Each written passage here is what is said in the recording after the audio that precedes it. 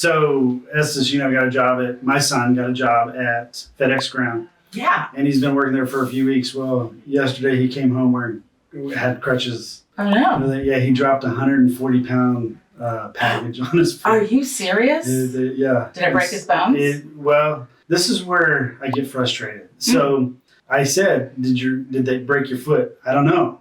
What do you mean you don't know? Well, I went to the doctor, and the doctor x-rayed, and then I got to do this, and I got to get a boot. He has a boot on and everything. I said, but he goes, well, I didn't ask. I'm like, gotta ask. I think that's a maturity thing. Yeah. It is. It's amazing. Like when you get a job, when you were young, didn't you want to know how much you were going to make? Yes. Or what day the payday was? Yes. And they're afraid. I was afraid to ask too when I was like 16, right? Oh. I was afraid. I was like, they'll just pay me eventually. I know I'll get a check because I'm getting a job. And you're afraid to ask, right? Like, but it's like, that's a maturity thing. Yeah, because they're afraid to, I don't know. They just don't know that that's their right to ask those questions. I think also too, as a parent, I've done so much for him sometimes that he doesn't know what to do. Yeah. And so I think that kind of helps. But he's in crutches, and they gave him oxycodone. Are you kidding me? I'm not. So which I think is really not a good thing. So I took the bottle away and I said, I will give you. I am stunned that they gave them such a strong drug. I was too.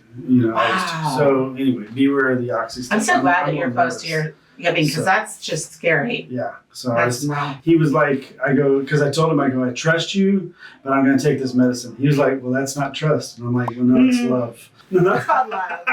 I love you. Yes. That's terrifying. I know. You ready? Yeah, I'm ready. Let's do it. All right. Tuesday Talk with Mike and Jama. Living in the 3, 2, 1. Awesome. You did it. I wanted to high five you. Yeah. Good job. Okay. All right. So 411 and 321, you were going to tell us about a restaurant you ate at. So yeah, like literally recently, I've never even heard of this place, and it's right around the corner from our office on Aurora Road in Melbourne, and it's called Chez Quan. And it's a very fun, artsy kind of looking place on the inside, lots of colorful art, but it's Thai and Latin, which is an interesting combination. Yeah, apparently it's a local haunt. I don't know a ton of places for some reason. I drive through this area all the time and I forget to stop. Super excited about it. It's literally right down the road. Super tasty. But think about it. Latin food, delicious. Yeah. Thai food, delicious. Yeah, it's great. The service was great. Really great. Excellent. We're at in so if you're at US 1, US 1, and you're going to go west on on Aurora, and it's probably a half a mile down the road. Oh, that's not far at all. Not far at all. Yep. Awesome. Next segment is True, Not True. So I recently had somebody say, hey, I heard that we're listing their house, and they said, hey, I heard that we had a flood once. And I said, was it disclosed to you? And they said, no. And I said, well, who told you? And they said, oh, well, we just heard. Mm-hmm. So the question is it true or not true? They need to disclose that. True or not true? So when I have a client that I'm listing their house, I always tell them that they must disclose the things that you cannot see that you know about. So hearsay is hearsay. Yeah. But things that you know, you need to disclose. If you don't know, there's a whole column that says, I don't know. Yep. Check, don't know.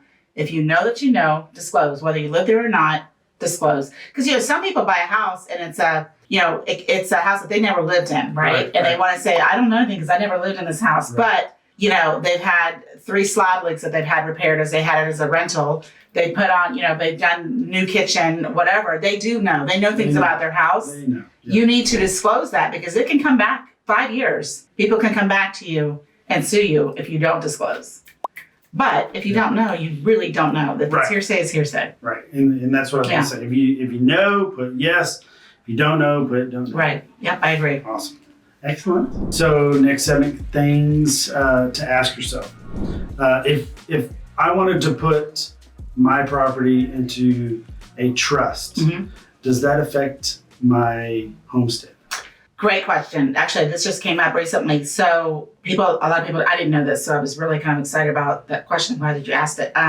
So if it's in, let's just use you and Mary. You have your property, it's in Mary and Mike's name. Yep. The deed is in your name. And you want to move it into the Mary and Mike trust. Yep. You can move it, quick claim deed, move it over, no problem. Homestead is not affected. If you wanted to move it into the Michael Lindley Trust with Mary's name not on it, you can't do that. Now it affects you to reapply. Oh, okay. Okay. If you wanted to maybe do an LLC, maybe you want to protect things, put an LLC. So you move it from the Mike and Mary that's in your name, and you want to move it into the trust, right? Or not a trust, an LLC. It affects Homestead. You have to reapply. It's not that you can't have it. You no longer have Homestead because it's what the name of the deed is in. If that changes, it doesn't affect it if it's in the Mike and Mary, just your name's and Mike and Mary Trust. That doesn't change.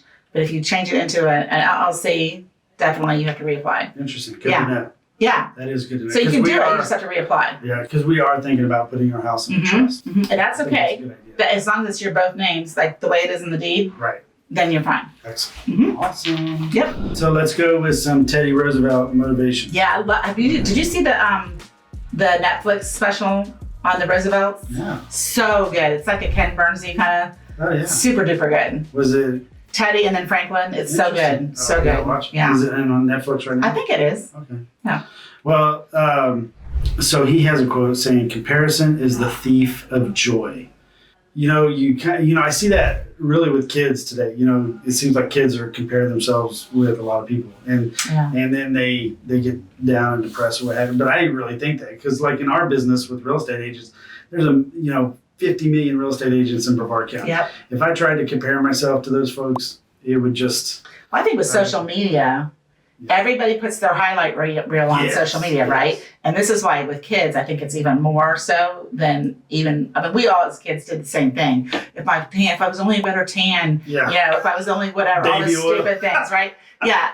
But now social media, my gosh, everybody puts their highlight reels out there, and it's always like, you're comparing their best with your worst, right? And that you don't see their worst on social media. They're only throwing up their whatever anyway. Yeah.